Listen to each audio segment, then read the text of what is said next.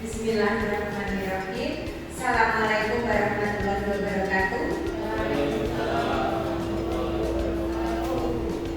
Yang terhormat Bapak Ridho Irwanto, Sarjana Pendidikan selaku Kepala Sekolah SD Negeri Jatibarang 3. Yang saya hormati Bapak Ibu Guru dan Tendik SD Negeri Jatibarang 3 yang berbahagia. Salam dan bahagia. Puji syukur kehadirat Tuhan Yang Maha Esa yang telah melimpahkan rahmat dan hidayah-Nya kepada kita semua, sehingga pada siang hari ini kita dapat berkumpul dalam kegiatan diseminasi modul 1.4 budaya positif. Nah, Bapak Ibu semuanya, saya ucapkan terima kasih kepada Bapak Ridho selaku Kepala Sekolah SD Negeri Jatibarang 3 karena beliau telah mendukung kegiatan ini sehingga kegiatan ini dapat berjalan dengan baik. Kemudian saya ucapkan terima kasih kepada Bapak Ibu Guru semuanya yang telah menyempatkan waktunya untuk dapat mengikuti kegiatan pada siang hari ini. Nah, Bapak Ibu semuanya, untuk siang hari ini tentunya suasananya sangat panas. Sebelum kegiatan dimulai, saya ingin tahu semangat dari Bapak Ibu semuanya. Kalau saya nanti bilang SD Negeri Jatibarang 3, nanti sebutkan jari-jarinya deh Bapak Ibu semuanya. SD Negeri Jatibarang 3. SD Negeri Jatibarang 3. Yes, luar biasa. Terima kasih semuanya. Nah, Bapak Ibu, pada siang hari ini bersama saya Ika Rumalasari, calon guru penggerak Angkatan 11 Kota Semarang, Jawa Tengah, akan mengadakan kegiatan diseminasi modul 1.4 budaya positif. Adapun tujuan dari kegiatan ini yang pertama adalah ini merupakan tugas saya dalam program pendidikan guru penggerak dalam melakukan aksi nyata. Kemudian yang kedua adalah saya ingin berbagi ilmu sedikit nih Bapak Ibu kepada Bapak Ibu semuanya, dan semoga nantinya ilmu ini dapat bermanfaat bagi kita semua.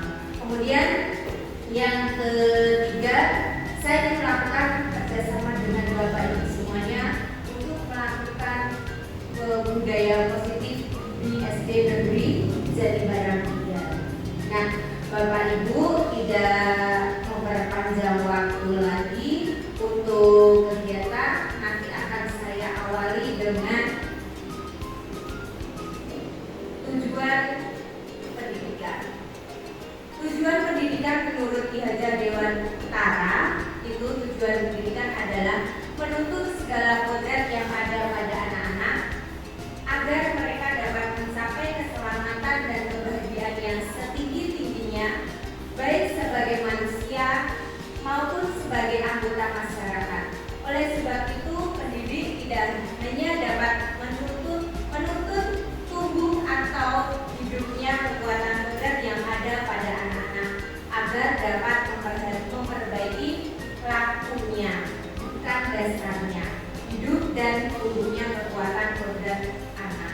Nah, Bapak Ibu Guru semuanya, kita sebagai pendidik itu tidak hanya kita membentuk anak seperti ini tidak, tapi kita sebagai pendidik itu kita menuntun anak-anak. Pada sejatinya anak-anak itu sudah memiliki kemampuan, sudah memiliki potensi yang mereka miliki. Jadi kita sebagai pendidik itu diibaratkan sebagai petani, Bapak Ibu semuanya. Kita sebagai petani di mana kita menanam bibit jagung. Jika bibit yang kita tanam itu sudah baik, tetapi berada di lingkungan yang tidak baik, maka nanti hasilnya pun tidak bisa menjadi optimal. Tapi jika bibit itu bibit yang tidak baik, tapi berada di tangan petani dengan dirawat, dipupuk dengan baik, maka akan tumbuh dengan baik juga. Seperti juga halnya dengan anak-anak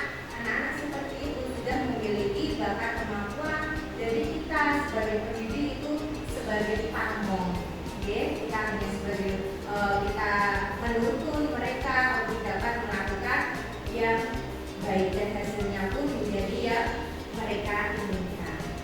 Oke, Bapak Ibu semuanya. Nah, selanjutnya budaya positif. Budaya positif di sekolah yaitu nilai dan kebiasaan yang berpihak pada murid agar mereka dapat berkembang menjadi pribadi yang kritis, penuh hormat dan bertanggung jawab sesuai dengan profil pelajar Pancasila. Jadi itu yang diharapkan seperti tadi kita bisa mencapai tujuan pendidikan itu tentunya dengan kita menciptakan budaya positif yang ada di sekolah. Contohnya seperti kita menanamkan kegiatan disiplin waktu, kemudian kita juga menanamkan senyum, salam, sapa seperti itu, sehingga kalau kegiatan-kegiatan seperti itu kita lakukan, pastinya tujuan pendidikan itu pun juga akan bisa kita capai.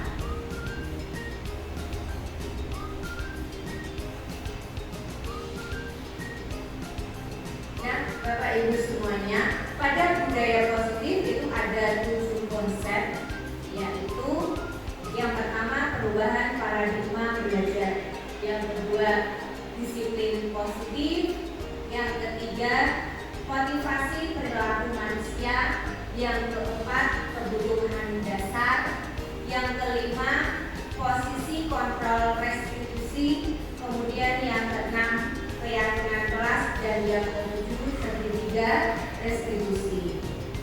Nah, Bapak Ibu, untuk selanjutnya perubahan paradigma belajar. Ini yang konsep yang pertama, dalam membangun budaya positif, sekolah dapat menyediakan lingkungan yang positif, aman dan nyaman agar siswa dapat berpikir dan bertindak dengan merdeka dan bertanggung jawab. Disiplin sangat berkaitan dengan kontrol yang diberikan guru terhadap siswa. Nah, Bapak Ibu, coba Bapak Ibu melakukan kegiatan yang ada di depan. Nah, sekarang Bapak Ibu coba bawa kertas enggak, bawa, coba sekarang Bapak Ibu menyobek kertas kecil, kemudian Bapak Ibu menuliskan di kertas kecil tersebut. Setelah itu Bapak Ibu masukkan di salah satu tangan Bapak Ibu, kemudian dikepalkan tangan Bapak Ibu semua. Yuk coba.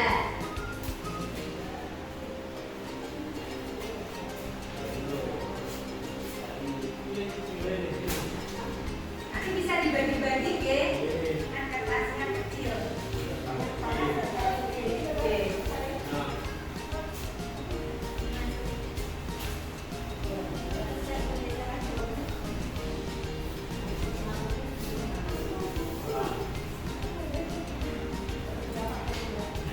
Sudah, Bapak Ibu, tuliskan satu kata yang menurut Bapak Ibu itu yang apa ya? Yang ingin panjenengan tuliskan saat ini sesuai perasaan panjenengan, satu kata. Kertasnya kecil saja. Nah, tuliskan.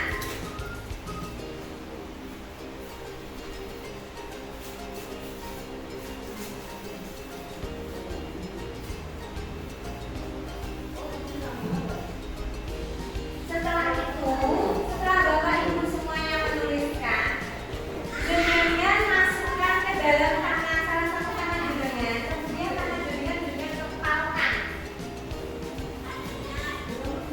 Ya. Oke. Sudah ada tak? Sudah. Sekarang dengan segala kekuatan, dengan genggam kertas yang ada di tangan jenengan. Kemudian teman jenengan coba dengan sekuat tenaga juga meminta membuka supaya jenengan membuka gambar tangan jenengan.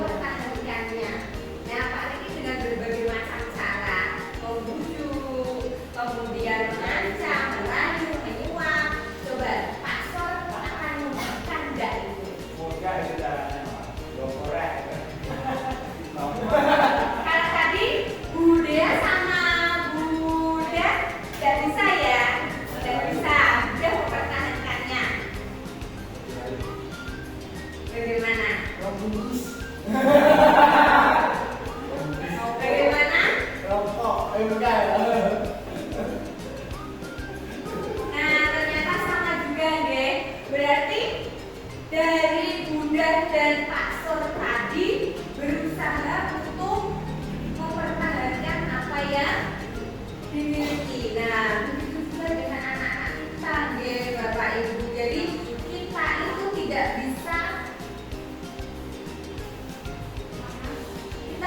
bisa mengubah anak kita sesuai dengan apa yang kita inginkan.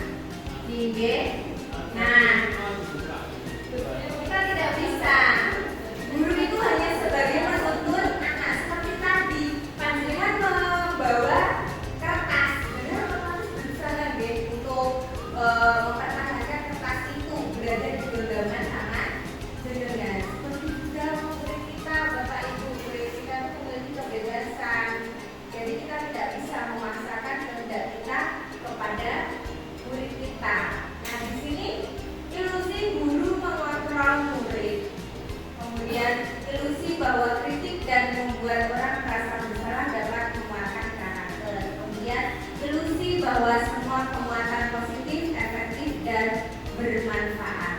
Ilusi bahwa orang dewasa memiliki hak untuk memaksa. Jadi kita sebagai guru tidak bisa, Bapak Ibu, kita menginginkan anak-anak itu seperti ini, itu tidak bisa. Karena anak-anak sudah memiliki potensi kemampuan yang mereka miliki. Nah, ini perubahan paradigma stimulus respon, teori kontrol, teori pilihan. Siapa sesungguhnya yang memiliki kontrol? Stimulus respon, kita mencoba mengubah orang agar berpandangan sama dengan kita. Teori kontrolnya kita berusaha memahami pandangan orang lain tentang dunia. Kemudian perilaku buruk dilihat sebagai suatu kesalahan. Semua perilaku memiliki tujuan, baik itu perilaku buruk maupun perilaku yang baik. Kemudian orang lain bisa mengontrol saya. Teori kontrolnya, hanya Anda yang bisa mengontrol diri Anda. Seperti tadi, Bapak Ibu, panjenengan bisa mengontrol diri Anda sendiri untuk mempertahankan apa yang dimiliki. Kemudian saya bisa mengontrol orang lain. Untuk teori kontrolnya, Anda tidak bisa mengontrol orang lain. Kemudian pemaksaan pada saat dibutuhkan gagal, teori kontrolnya kolaborasi dan konsensus menciptakan pilihan-pilihan yang baru. Kemudian mode berpikir menang kalah, itu teori kontrolnya model berpikir menang-menang. Jadi tidak ada yang menang kalah. Nah, selanjutnya kita pada konsep yang kedua, yaitu disiplin positif. Sebelum kita ke disiplin positif, apa toh makna dari disiplin? Nah, disiplin itu berasal dari kata Latin disiplina. Saya kurang bisa bahasa Latin, mohon maaf Bapak Ibu. Jadi saya baca sesuai itu hurufnya, yang artinya belajar. Makna dari kata ini berkonotasi dengan disiplin diri dari murid-murid Sokrates dan Plato. Kemudian disiplin diri membuat orang menggali potensi menuju sebuah tujuan apa yang dia menjadi. Namun dalam budaya kita, makna kata disiplin telah berubah menjadi sesuatu yang dilakukan seseorang pada orang lain untuk mendapatkan kepatuhan. Kecenderungan umum adalah menghubungkan kata disiplin dengan ketidaknyamanan, bukan dengan apa yang kita hargai atau pencapaian suatu tujuan yang berbeda. Itu untuk makna dari kata disiplin. Nah, ini disiplin positif. Tadi disiplin kaitannya dengan ketidaknyamanan di Bapak Ibu semuanya. Disiplin adalah kemampuan memerintahkan diri sendiri dalam mengontrol dan menguasai diri untuk memilih tindakan yang mengacu pada nilai-nilai yang kita hargai, nilai-nilai kebajikan yang tertuang pada profil pelajar Pancasila dengan penuh tanggung jawab tanpa perintah orang lain. Kemudian disiplin positif itu sendiri merupakan pendekatan mendidik anak untuk melakukan kontrol diri dan pembentukan kepercayaan diri. Untuk disiplin positif. Nah, ini nilai-nilai kebajikan universal. Nilai-nilai kebajikan adalah sifat-sifat positif manusia yang merupakan tujuan mulia yang ingin dicapai setiap individu. Nilai-nilai tersebut bersifat universal dan melintas bahasa, suku bangsa, agama maupun latar belakang. Nah, untuk setiap perilaku perbuatan itu memiliki suatu tujuan. Dengan mengaitkan nilai-nilai kebajikan yang diyakini seseorang, maka motivasi intrinsiknya akan terbangun sehingga menggerakkan motivasi dari dalam untuk mencapai tujuan yang mulia yang diinginkan. Nah, Bapak Ibu semuanya, nilai-nilai kebajikan yang ingin dicapai oleh setiap anak Indonesia itu yang kita dengar profil pelajar Pancasila. Mas ingat ya Bu, ada berapa itu? Ada berapa deh profil pelajar Pancasila? Ada 6 deh. Nah, masih ingat, supaya kita mudah untuk mengingatnya, kita pasti mengajarkan ke anak dengan lagu deh. Udah bisa? Bisa. Yang kita nyanyikan bersama-sama supaya tidak mengantuk deh. 1, 2, 3.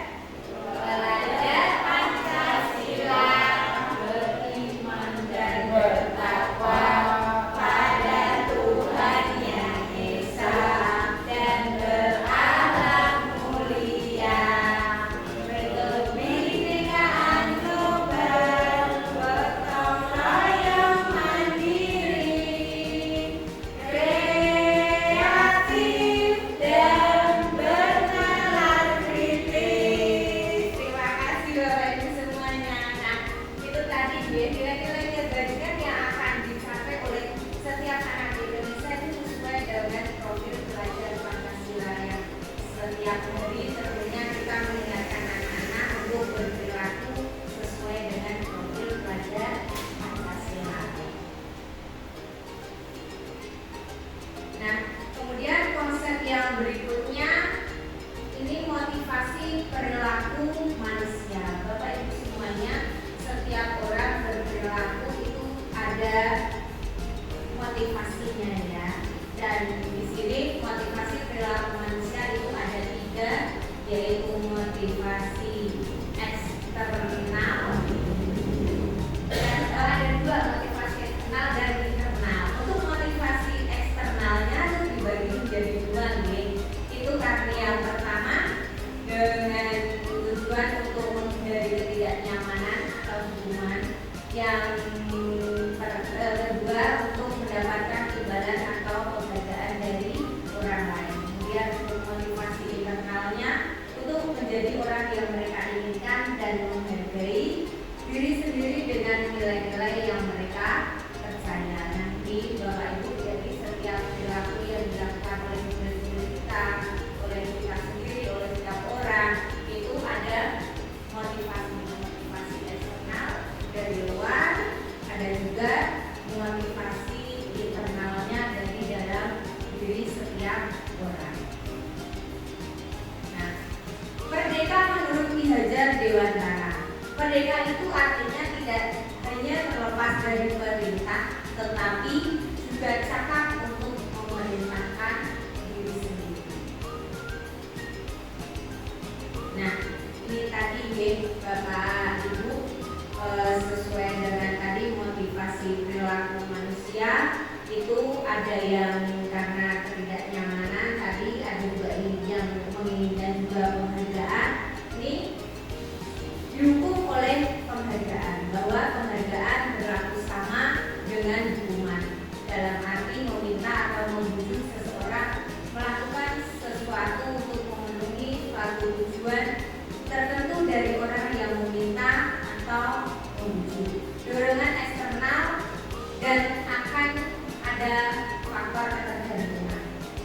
beberapa dampak dari pemberian penghargaan.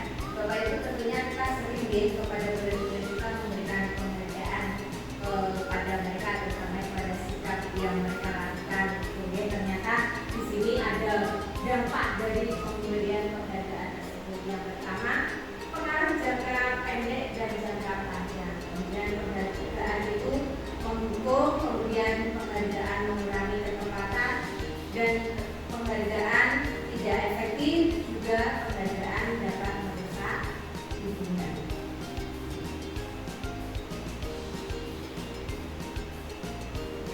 Kemudian ini penghargaan juga menurunkan kualitas, penghargaan dapat mematikan kreativitas, penghargaan mengurangi motivasi.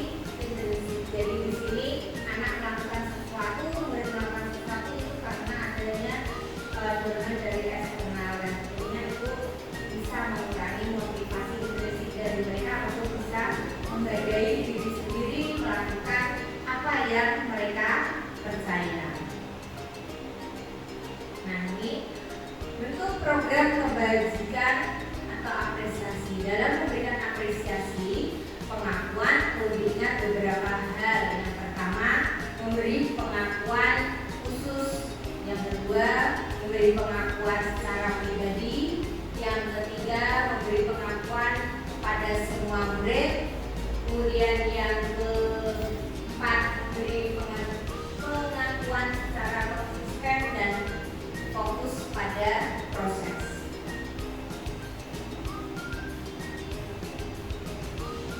Ini Bapak Ibu contoh dari pengakuan atau apresiasi kebajikan.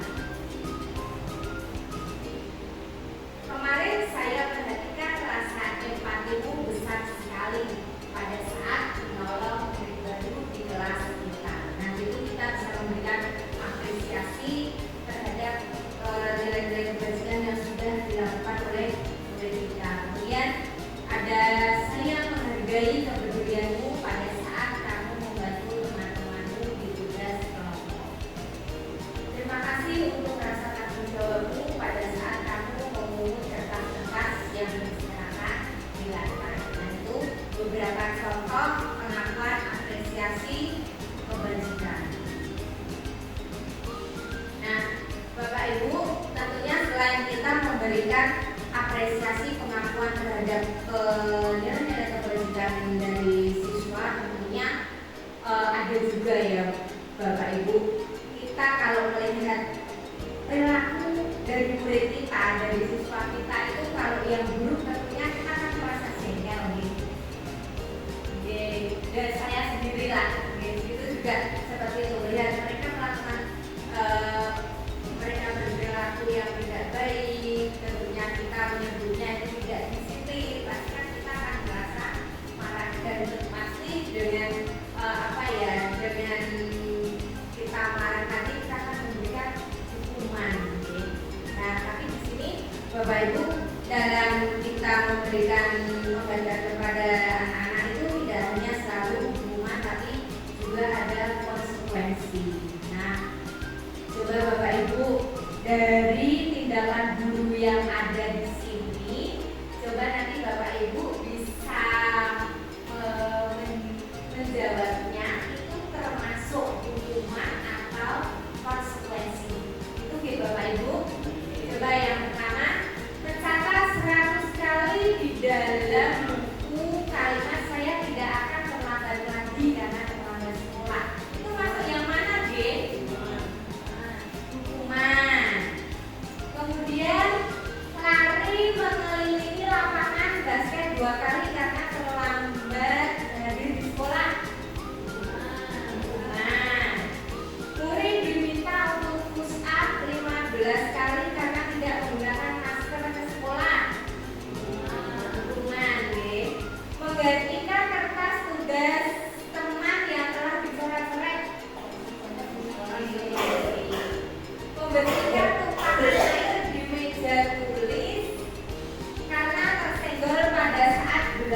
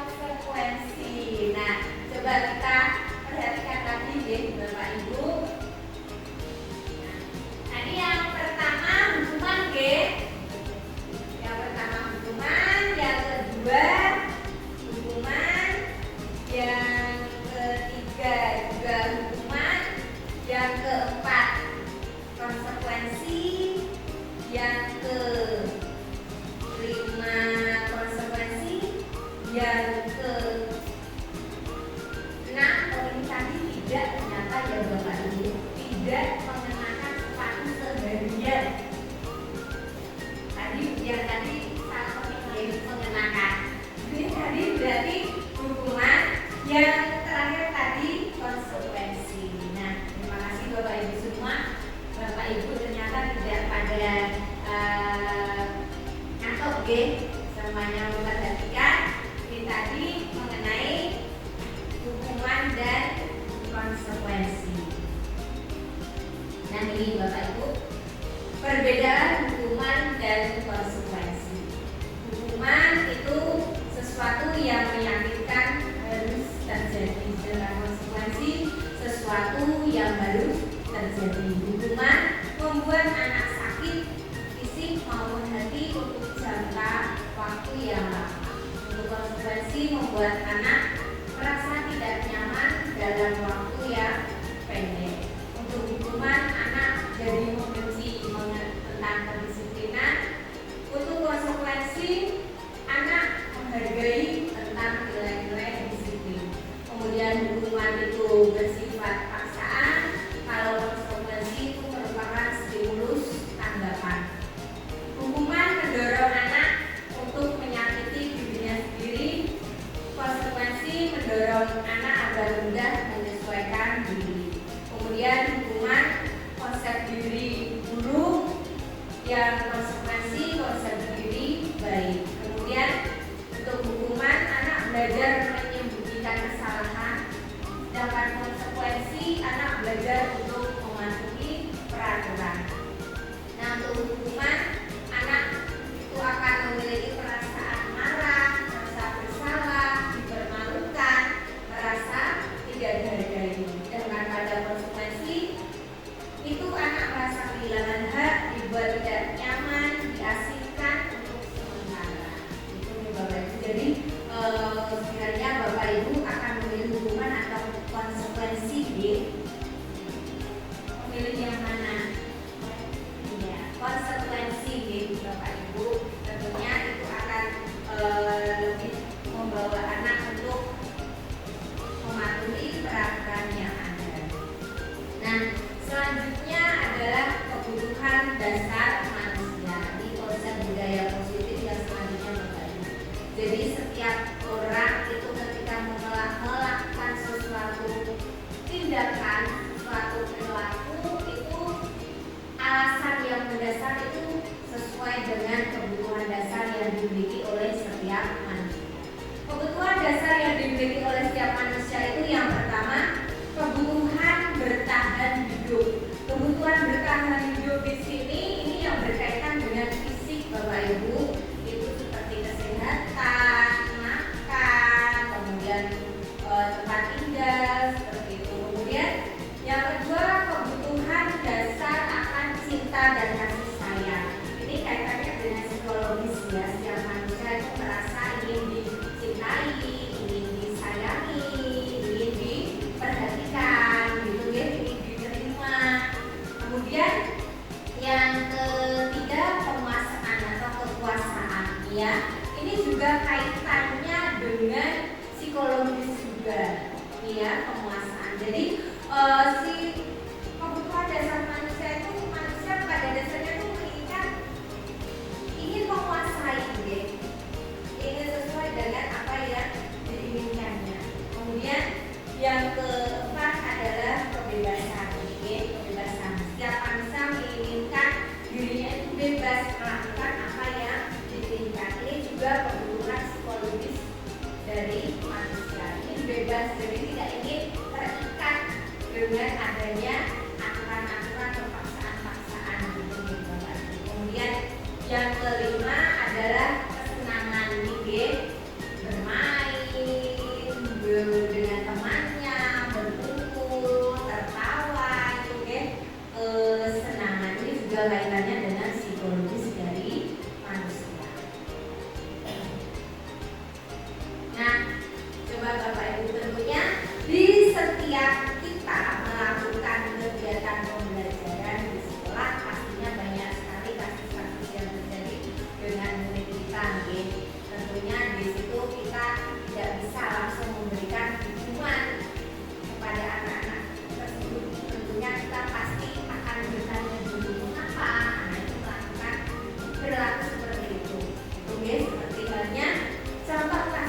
yang dialami oleh Ibu Ambar. Ini sama seperti saya, Ibu guru kelas 2. Ibu Ambar, guruan kelas 2A di SD Pelita Hati, sedang bingung menghadapi ulah salah satu murid di kelasnya yang bernama Doni. Beberapa anak di kelas 2A telah datang padanya dan mengeluhkan Doni yang sering meminta bekal makan siang mereka dengan paksa. Jika Anda menghadapi situasi seperti yang dialami oleh Ibu Ambar, apa yang akan Anda lakukan? Menurut Anda, kira-kira apa alasan Doni melakukan hal tersebut? Coba Bapak Ibu semuanya dikaitkan dengan tadi kebutuhan dasar manusia. Alasan dari Doni melakukan hal itu apa nih Bapak Ibu? Bagaimana Pak Data? Bertahan hidup, bertahan hidup karena tidak membawa bekal, apalagi Bapak Ibu tidak diberi satu kalau kaitannya tadi dengan kebutuhan dasar manusia itu yang mana?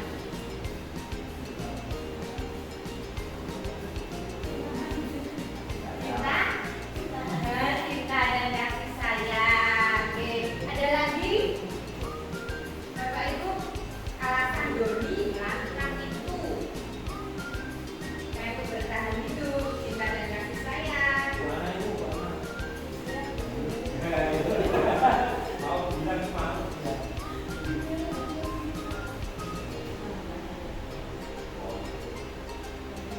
Bertahan hidup dan cinta kasih sayang ya Bapak Ibu ya.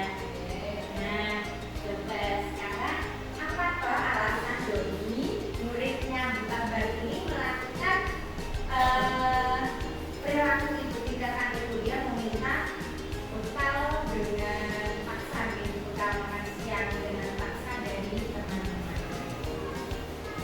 Dalam konteks budaya positif, Bu Ambar akan mencari tahu alasan Doni melakukan hal tersebut. Nah, ini alasan Doni Bapak Ibu semuanya.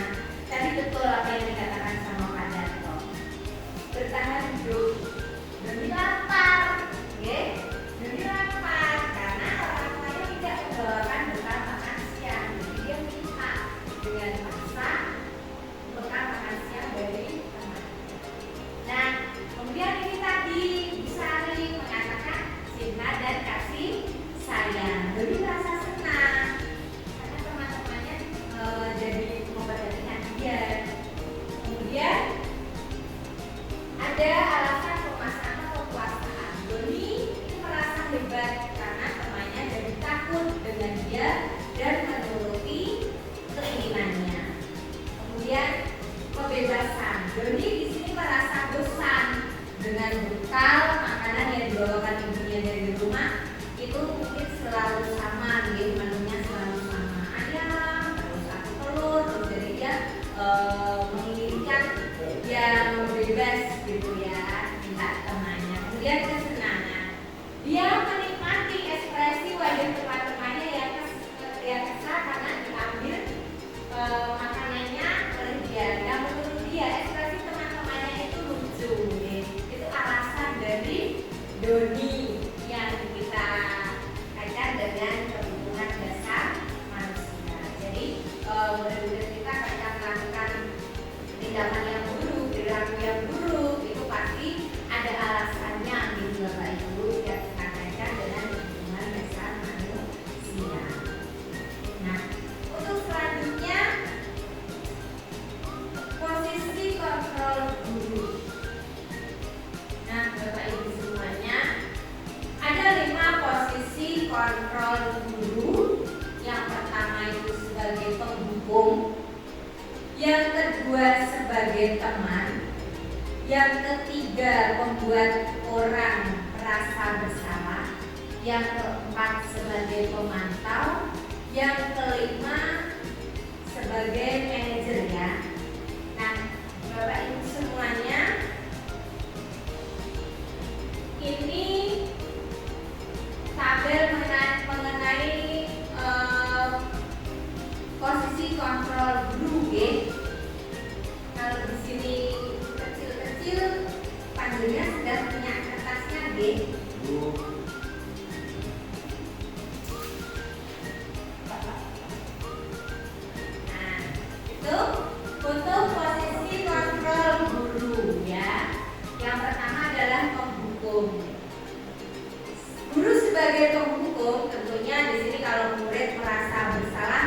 yang akan menghentik dan menunjuk, menyakiti, menyindir perilaku muridnya yang melakukan kesalahan.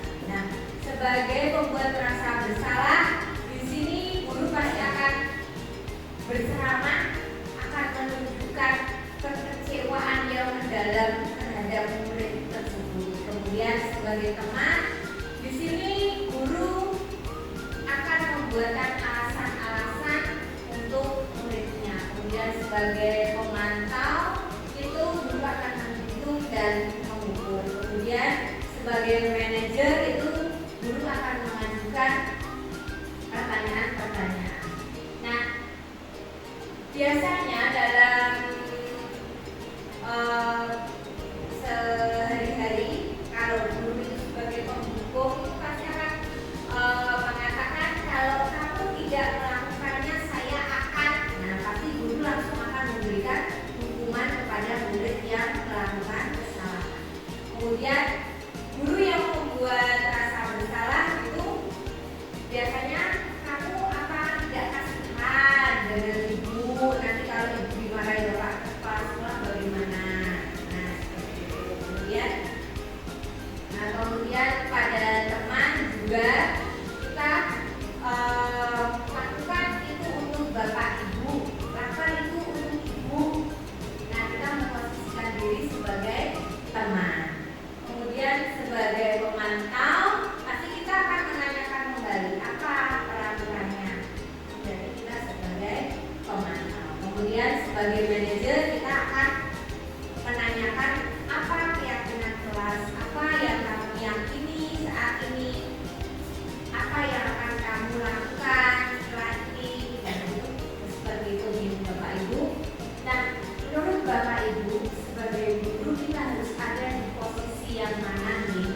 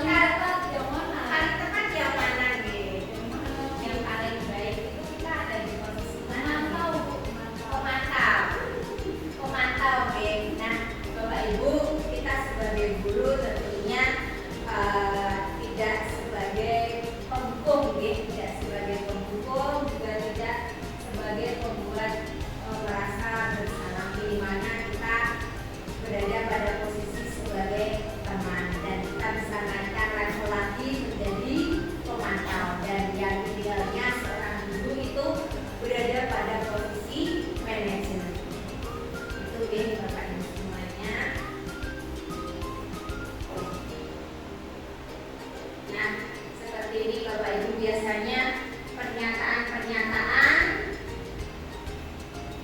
yang menunjukkan itu posisi guru sebagai apa. Saya kecewa sekali dengan kamu. Nah, ini guru berada pada posisi membuat orang merasa bersalah. Kemudian, kamu tidak pernah benar melakukannya. Nanti guru beri hukuman ini, misalnya. Itu berarti posisi guru sebagai penghukum. Kemudian, ayolah lakukan demi bapak ibu, demi guru, gitu kan? Ayo lakukan demi pak guru. Itu posisi guru sebagai teman. Nah, kemudian apakah kamu mau mendapatkan bintang hari ini? Kita memberikan apresiasi, itu guru sebagai pemantau. Kemudian bagaimana kamu bisa menyelesaikan masalah ini? Kamu memberikan kepada siswa seperti itu kita sebagai manajer. Kemudian kamu selalu yang paling terakhir dengan mengerti seperti itu, guru berposisi sebagai pemukul. Nah, Bapak Ibu, nanti panjenengan bisa merefleksikan diri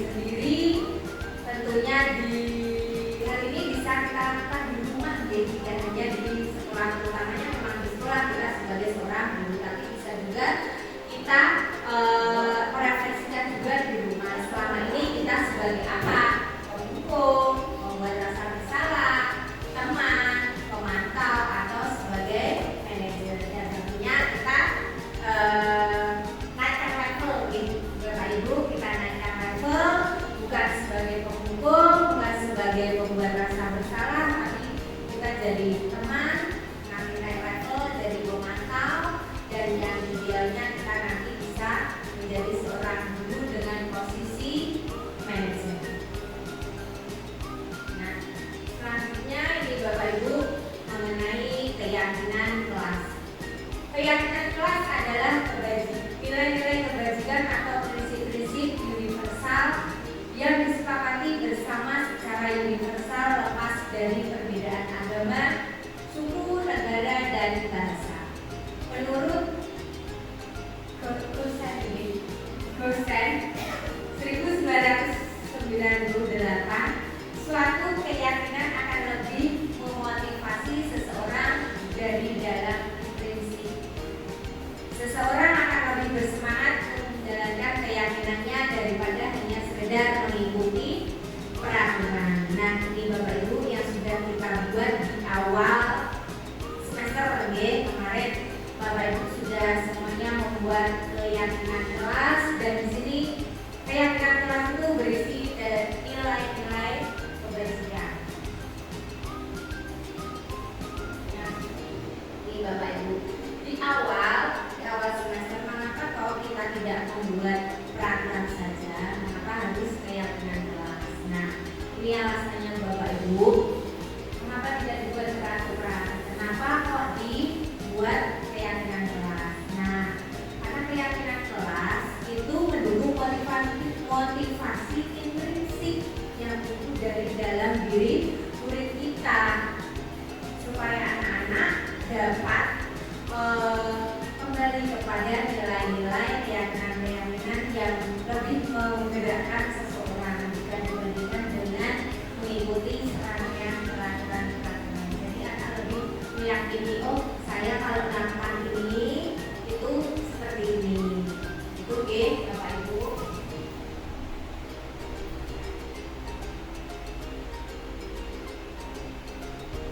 Nah, coba ini Bapak Ibu. Dalam keyakinan kelas itu pun dari nilai-nilai kebajikan yang ada nanti bisa menunjukkan motivasi fisik pada siswa untuk dia berperilaku lebih baik lagi dibandingkan dengan langsung kita membentuk peraturan seperti ini, aturannya seperti ini.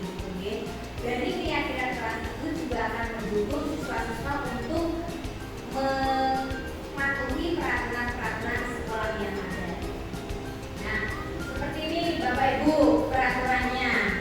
Selalu kembalikan buku ke tempatnya. Keyakinan kelasnya apa Bapak Ibu? Tentang mencoba, menjaga kebersihan, apa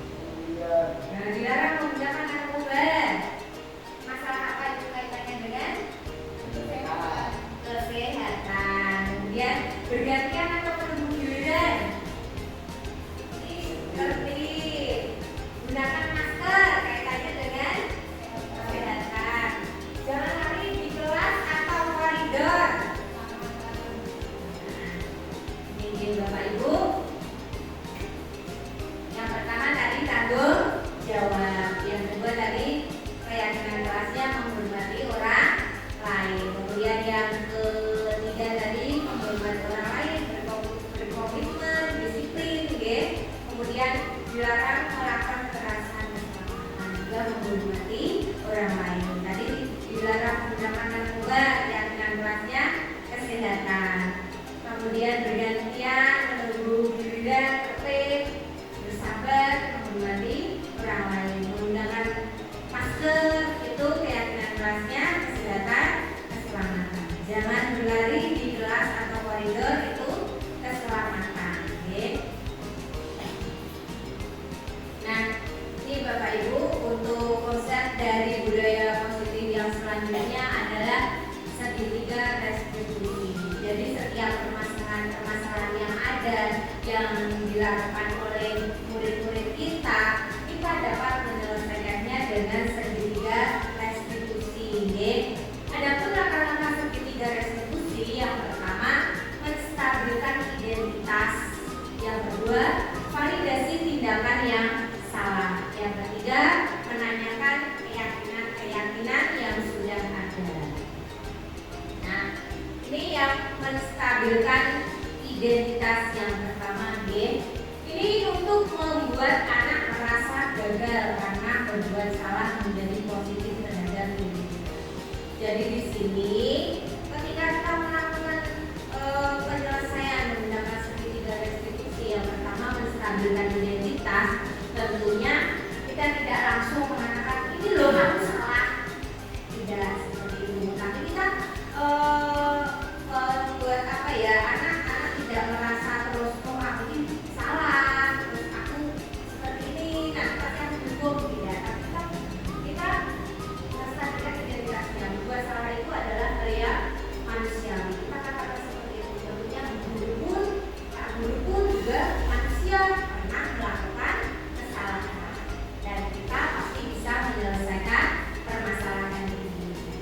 Kemudian langkah yang kedua ini validasi kebutuhan. Membantu murid mengenali kebutuhan kebutuhan dasar yang ingin dipenuhinya ketika melakukan kesalahan ini. Pada dasarnya setiap tindakan manusia tujuannya adalah memenuhi kebutuhan dasar, apakah itu penguasaan, kebebasan, kasih sayang, rasa diterima, kesenangan, ataupun bertahan hidup. Itu Bapak Ibu.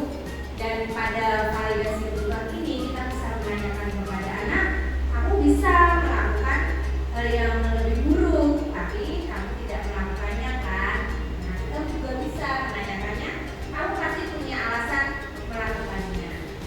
Itu Bapak Ibu. Kemudian kita bisa melakukan pertanyaan-pertanyaan lagi yang menunjukkan validasi kebutuhan dari siswa.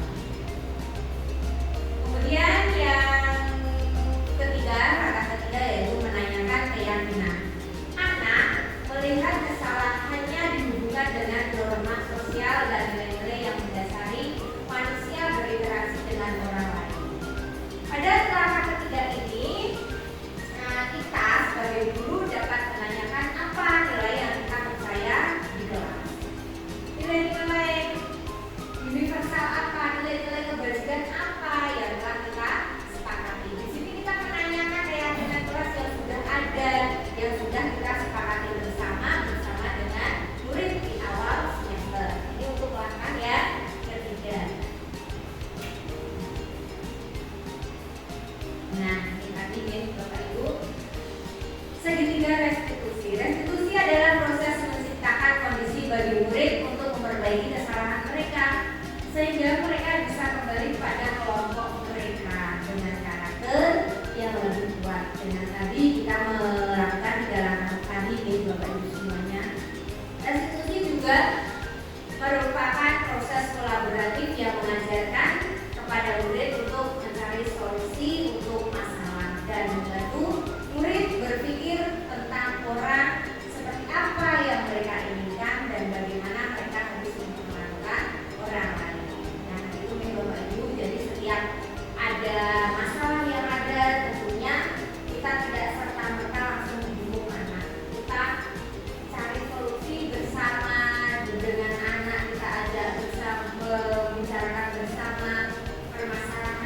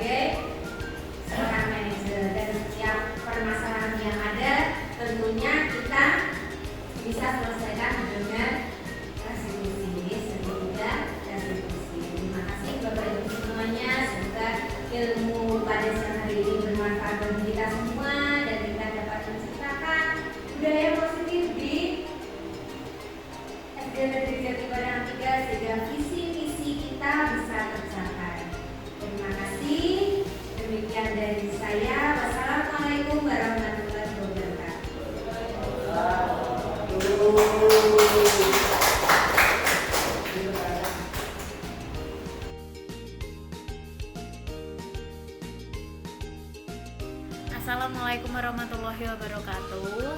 Perkenalkan, saya Budaya, guru kelas 3 SD Negeri Jatibarang 3. Saya rekan dari Bu Ika. Dalam diseminasi yang sudah dilakukan oleh Bu Ika, saya menjadi lebih paham bahwa pada dasarnya setiap murid melakukan tindakan hal tidak baik itu hanya untuk memenuhi kebutuhan dasarnya. Selain itu, saya menjadi paham posisi kontrol guru, kerjasama dalam melakukan budaya positif di sekolah. Semoga Bu Ika tetap semangat sampai pendidikan guru penggerak selesai. Terima kasih. Wassalamualaikum warahmatullahi wabarakatuh.